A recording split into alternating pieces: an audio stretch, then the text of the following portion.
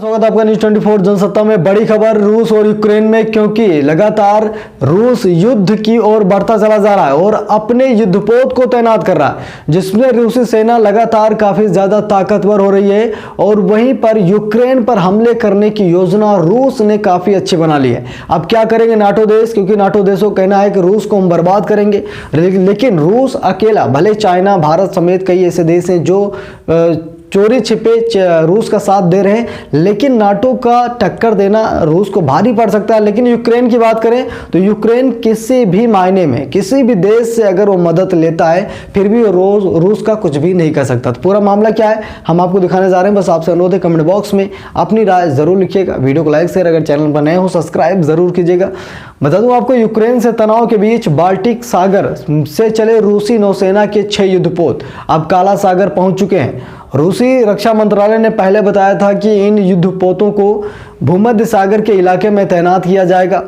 इनके किसी युद्धाभ्यास में भी हिस्सा लेने की बात कही गई थी, लेकिन पल पल बदलते हालात के कारण इन युद्धपोतों को यूक्रेन के सबसे नजदीक काला सागर में भेजा गया है। संभावना जताई जा रही है कि रूसी राष्ट्रपति व्लादिमीर पुतिन सीधे तौर पर अमेरिका के नेतृत्व वाले नाटो से भिड़ने की तैयारी कर रहे हैं। नाटो ने भी रूस की आक्रामकता का जवाब देने के लिए पूर्वी यूरोप के कई देशों में सैनिकों, हथियारों और युद्धपोतों को तैनात कर दिया है। बता दूं, इस समय अमेरिकी नौसेना, इटालियन नौसेना और फ्रेंच नौसेना के एयरक्राफ्ट कैरियर भी इसी इलाके में गश्त लगा रहे हैं।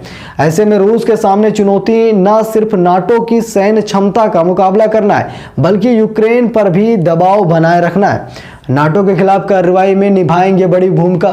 कई डिफेंस एक्सपर्ट ने आशंका भी जताई है कि नाटो के खिलाफ कार्रवाई में रूसी नौसेना के ये युद्धपोत बड़ी भूमिका निभा सकते हैं। 5 रोपचा क्लास के एम्फीबियस वारफेयर शिप हैं, जबकि एक project 11,711 Ivan Gren class landing ship है। रूस ने 31 जनवरी को बाल्टिक सागर में इनमें से पहले 3 युद्धपोतों को एक साथ भेजा था। इसके बाद 2 फरवरी को 3 और युद्धपोतों को भेजा गया।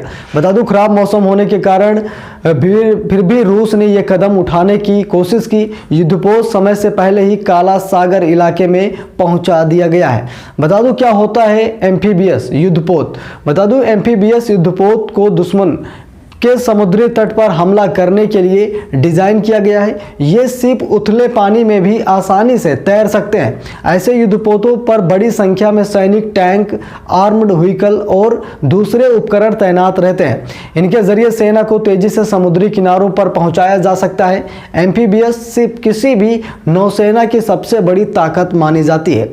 बता दूं, तटीय इलाकों पर हमला करने, हथियार और रसद पहुंचाने में एम्फीबियस पोत का बड़ा योगदान होता है। इनके अंदर हथियार, उपकरणों, गाड़ियों और सैनिकों के लिए बहुत ही ज़्यादा जगह होती है। बाल्टिक सागर से भूमध्य सागर की ओर बढ़ रहे रूसी नौसेना के 6 युद्धपोत टेंशन में यूक्रेन, यानी कि यूक्रेन काफ़ी ज़्यादा घबराया हुआ, क्योंकि 6 युद्धपोत जो कि भयंकर तबाही मचा सकते हैं, जो कि रूस की पावर शक्तियों को और भी ज़्यादा बढ़ा सकते हैं। और इन्हीं सब चीज़ों को देखते हुए यूक्रेन काफ़ी ज़्यादा डरा हुआ है, क्योंकि मैं आपको बता दूँ, यूक्रेन युद्ध लड़ना नहीं चाहता और रूस से कभी भी वो पार नहीं पा सकता। अगर अपनी जमीन से यूक्रेन युद्ध लड़ेगा रूस से, तो उसकी इतनी हिम्मत नहीं है कि वो रूस से पार पा जाए, यानी कि रूस से वो हारेगा, चाहे नाटो देश साथ दे, अमेरिका साथ दे।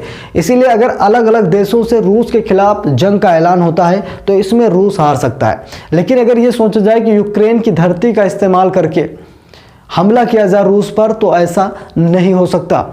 तो यहाँ पर आप देख सकते हैं कि 6 युद्धपोतों को काला पानी में, काला सागर में उतार चुका है रूस। और इन्हीं सब चीज़ों को देखते हुए आज अमेरिका भी हैरान है और यूक्रेन तो पहले से भी हैरान नजर आ रहा। तो आपकी क्या राय है कमेंट बॉक्स में लिखिए, वीडियो को लाइक शेयर कीजिएगा। बने रहिए न्यूज़ 24 जनसत्ता के साथ।